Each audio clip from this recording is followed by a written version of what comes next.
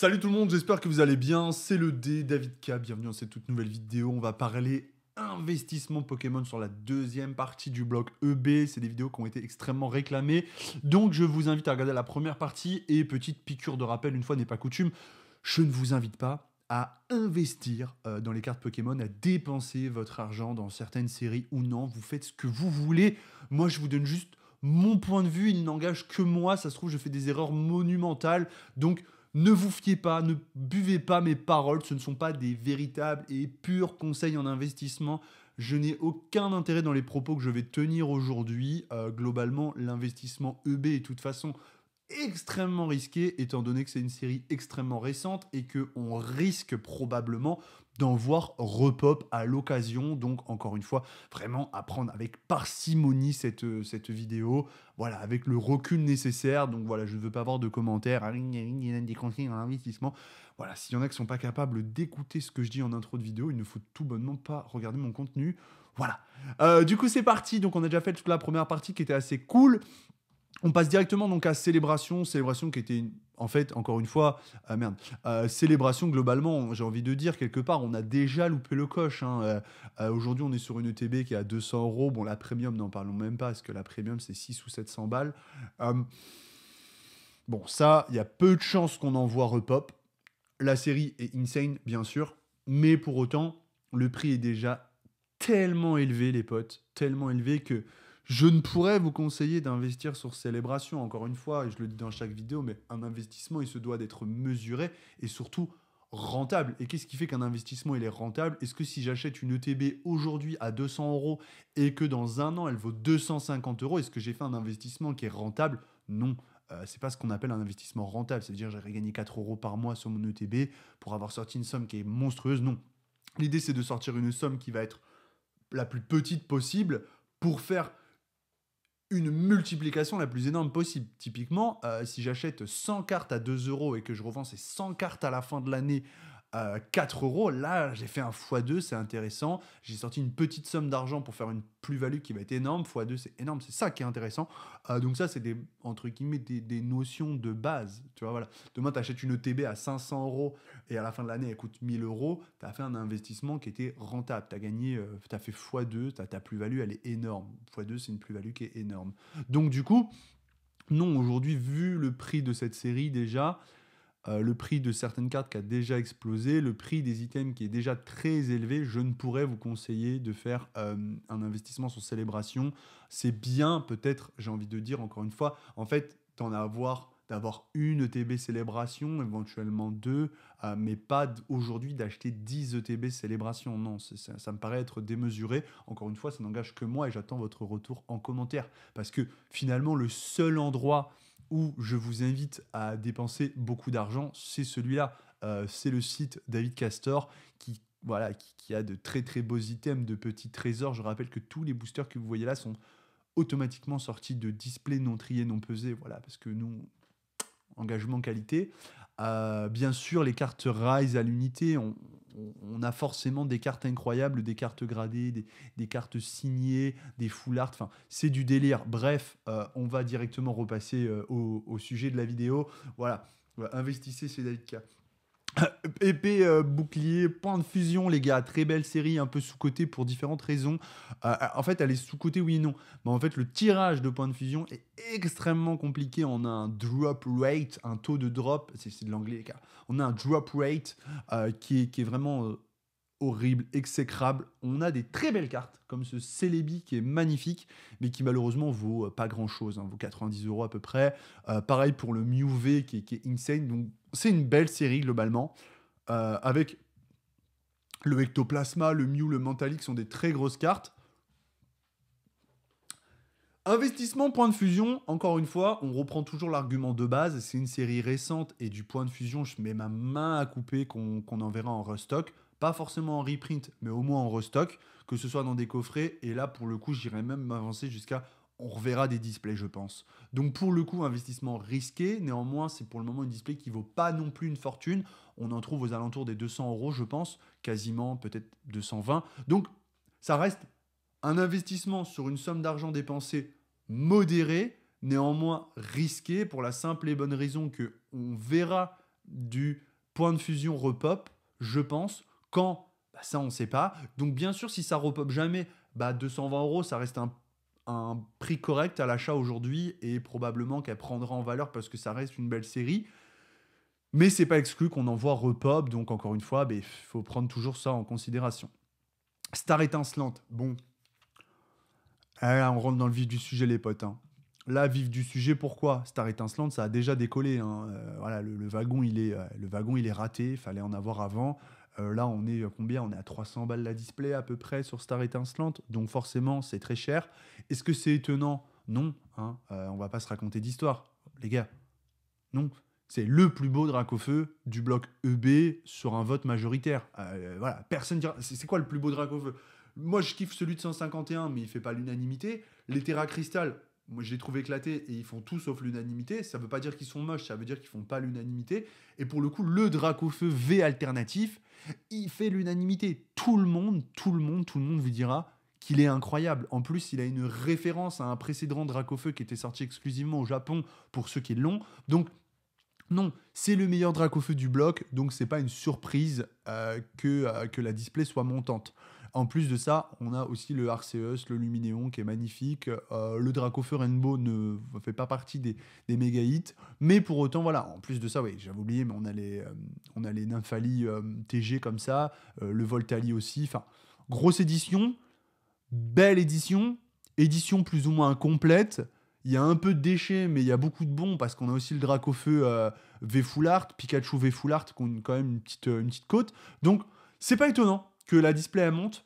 Néanmoins, encore une fois, je pense qu'on en verra repop. Donc, aujourd'hui, quand vous achetez à 300 balles la display, je pense que le wagon il est loupé malheureusement. Mais bon, Astro Radieux. Ça aussi, c'est une série. Alors, Astro Radieux, c'est pareil, on doit être aux alentours de 200 euros la display. C'est toujours pareil, même discours. Est-ce que le wagon il est loupé? Oui, peut-être, sûrement. Moins belle édition que la précédente, bien que le Dialga soit magnifique, dessiné par le master, encore une fois, hein, Mitsuru Arita, le Dialga, qui est magnifique. Néanmoins, il fait pas l'édition pour autant, tu vois. En fait, c'est vraiment un beau hit. Néanmoins, c'est pas un hit suffisant pour faire l'édition. Le Dialga, le Palkia, pardon, personnellement, je le trouve loupé. Le Maconier, il est très beau, mais encore une fois, c'est pas un hit qui va dessiner cette édition. Il est très beau, mais ça suffit pas pour populariser totalement l'édition. Donc, les Gold, n'en parlons même pas.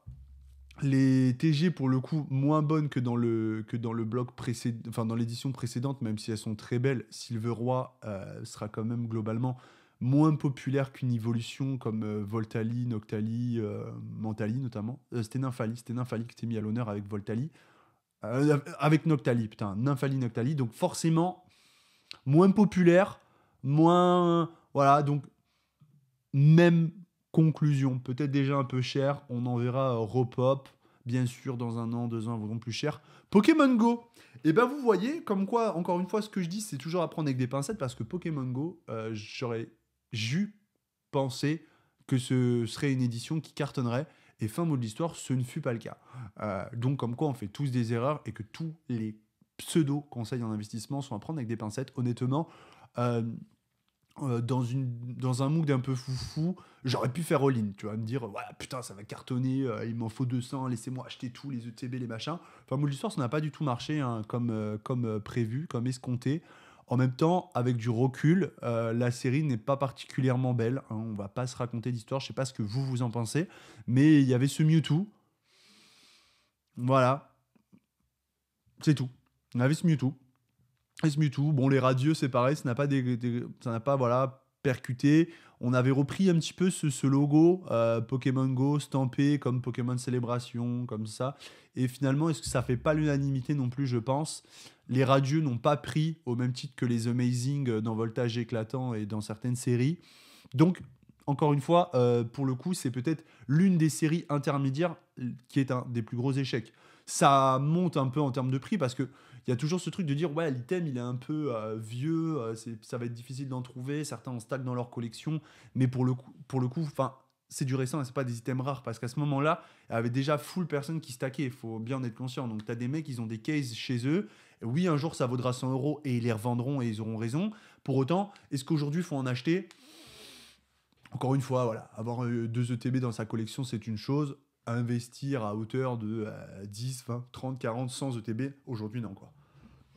Origine perdue. Origine perdue, ça a connu une bonne popularité à la sortie, on va pas se mentir, avec ce Giratina qui était tout bonnement incroyable, qui a atteint d'entrée de jeu des sommes astronomiques. Pour autant, c'était pas la seule carte de l'édition dans mes souvenirs. On avait un magnifique Terravé qui avait aussi une très très très très grosse valeur. Après, le marché a été un peu biaisé parce que quand ces cartes-là elles sont sorties, très rapidement, ça a été l'époque où on pouvait grader chez PSA. PSA qui distribue globalement des disques sur du français qui sont insoutenables. Et en fait, on a eu beaucoup de disques qui sont revenus. Et du coup, les gens donnaient une valeur aux disques qui était complètement cheatée. Les mecs, Ptera en 10, ça partait à 500 euros parce que c'était 10, tu vois. Alors que tu prenais des disques que tu mettais à côté d'un neuf. Euh, bon, après, voilà. On va pas revenir sur le débat hein, de la gradation. Je pense qu'on a fait le tour un peu, plus ou moins. Du coup, ça a monté un peu en côte. C'est une édition qui est bien, très bien, mais voilà, il y avait le fameux Drac au feu, le Pikachu V. En fait, c'est des cartes c'est des éditions pardon, qui sont beaucoup façonnées par ces petites TG, ce Pikachu V Max aussi, qui apporte un add-one, un plus, un supplément à l'édition grâce à toutes ces belles illustrations qui ont beaucoup moins de valeur et qui pour autant sont tout aussi belles. C'est vrai qu'aujourd'hui, tu prends une TG de Astronel V Max, c'est une alternative. Tu vois ce que je veux dire en fait mais sous prétexte que c'est TG, bah, dans la tête des gens, c'est moins rare, c'est pas alternatif, donc ça coûte moins cher. Et du coup, voilà. Mais encore une fois, c'est des calculs un peu biaisés, parce que ça reste une carte qui est juste incroyable. On est déjà à 250 euros, je crois, actuellement, la display. Même conclusion, belle série, 250 euros, investissement modéré, on va dire. Peut-être en prendre une, deux, mais pas faire all-in parce qu'on pourrait encore une fois voir l'édition repas. Même conclusion finalement. De toute façon, c'est l'intro et la conclusion de chaque série. C'est que c'est pas exclu que ça ressorte. Donc voilà. Tempête argentée, mégaté. Tempête argentée, pareil. Même histoire. Même histoire, franchement, tout pareil. Tout pareil. Tempête argentée, pourquoi tout pareil? Mais parce que déjà le Lugia, hein, dessiné par le Master. Ah non, pas par le Master. Non, je dis une bêtise. Je croyais que c'était dessiné par le Master, mais non, non, en fait, c'est pas dessiné par le Master, je dis une bêtise parce que le dessiné par le Master, c'est celui-là. Voilà. Tu vois? Du coup, belle édition, peut-être même un peu moins belle que la précédente. Honnêtement, mes goûts et couleurs, le Regidrago était magnifique aussi, personnellement. Zarbi, un peu moins fan, voilà, mais bon. Et après, pour le coup, en TG, on se rafraîchit un peu la mémoire, mais c'était moins ouf, je trouve. Oui, il y a Rayquaza, etc. Mais le Rayquaza, l'illustre, la grosse tête comme ça, la de Rayquaza, j'aime pas du tout, quoi. J'aime pas trop, trop. Non, non, non, non, non, non, non, ça va pas du tout. Donc, pareil, très populaire à la sortie, très, voilà, très ouvert, hein, très déballé, très tout. Moi aussi, hein, mais manque d'un, manque d'un truc. Hein. Il me fait penser, d'ailleurs, ce Lugia me fait penser un peu à un Lugia dans SL. Dans quelle série? Il y en a qui auront la ref, mais il me fait penser à un Lugia de SL. Donc, pareil, Tempête Argentée, ça monte bien. On est pareil à 250 euros la display, je crois, à peu près, approximativement, peut-être à 10 euros, 20 euros près. Mais c'est tellement récent que vous dire, ouais, faut en acheter maintenant et tout. Non, non, non, non, non, non, non, non, non, non. Zenith Supreme, The Night Supreme. Alors, Zenith Supreme, on a eu des restocks. Hein. On a vu des restocks popper hein, de TB, etc. Très belle série, série intermédiaire. J'y croyais pas trop au début. Finalement, j'y crois un peu plus. Il y a de très belles cartes. Il y a eu des bugs de TB qui font que ça a augmenté un peu la valeur. Tu sais, on pouvait trouver 10 gold. En fait, tu avais une gold dans chaque booster. On a toutes ces fameuses cartes qui sont les secrètes issues du Jap. Pour moi, la série est masterclass. Hein. Les pseudo-alternatives, en fait, qui sont magnifiques, hein, qui sont véritablement des alts. Mais en fait, on a des cartes qui n'ont aucune valeur. Ça vaut 10 balles. Et pourtant, c'est magnifique. Donc, cette série, elle dépend du prix de touche, à savoir qu'il y a énormément de gold qui ont été ouverts. Donc en fait, pour le coup, c'est plus l'item en soi qui va avoir une valeur, à savoir le TB, vu que c'est une édition intermédiaire, que les cartes. Il y a des cartes qui ont de la valeur, tu vois, attention. Mewtwo qui a énormément de valeur, Givralin, Infali qui a pris aussi un petit peu de valeur. T'as des cartes qui ont de la valeur et qui ont des belles valeurs, mais pour autant, mitigé. C'est pas encore super cher. Honnêtement, je pense qu'à 70 balles, tu peux en trouver. 75 euros, t'en trouves. Chez des boutiques, il y en a à 80, donc tu peux en trouver à 75 probablement. En fait, si je devais choisir, tu vois, et je fais chier parce que je fais un peu la vidéo en retard, tu vois, mais en fait, à choisir, à un moment, j'aurais mis plus 80 euros dans des ETB 151 que 75 dans du Zénith Suprême. Toujours comprendre que l'investissement, il faut qu'il soit le plus réfléchi possible et le plus probant. Donc, t'es pas nécessairement obligé de choisir une série du bloc EB finalement, tu vois. En fait, là, on traite par série, mais déjà, c'est un faux débat, en fait. C'est une fausse information. Parce que quand je dis, bah, est-ce qu'il faut investir en 2024 dans le bloc EB, bah, est-ce que c'est là où il faut. En fait, c'est finalement, est-ce que c'est le bloc où il faut investir, en fait. C'est plus ça la question. Donc on fait bloc par bloc, mais après on fera peut-être le bloc le plus intéressant dans l'investissement, on verra. Encore une fois, c'est mon avis personnel. Donc voilà pour ma conclusion sur le bloc EB. On peut s'apercevoir que c'est souvent la même conclusion, c'est récent, ça pourrait ressortir, on est sur des prix encore abordables pour des displays. Généralement, une display, c'est 160, 170 euros. Là, on est sur du 220 pour la fin de la série sur les displays. Hormis exception, Star Étincelante qui est un peu plus. Euh, Peut-être c'est le bon moment pour en prendre avant que justement ça explose, mais peut-être ça va repop et à ce moment-là, et c'est fort probable, j'insiste lourdement sur ça, parce que les années nous ont montré qu'on pouvait voir des restocks comme ça, peut-être même des reprints. Donc, voilà, très très dangereux et c'est finalement peut-être en conclusion de tout ça le bloc où j'irai pas investir. Les séries intermédiaires c'est différent, mais elles sont déjà tellement chères que voilà, c'est une suprême à vous de voir. Voilà, moi finalement je conseille pas encore d'acheter, mais bien de réfléchir là où vous allez mettre votre argent.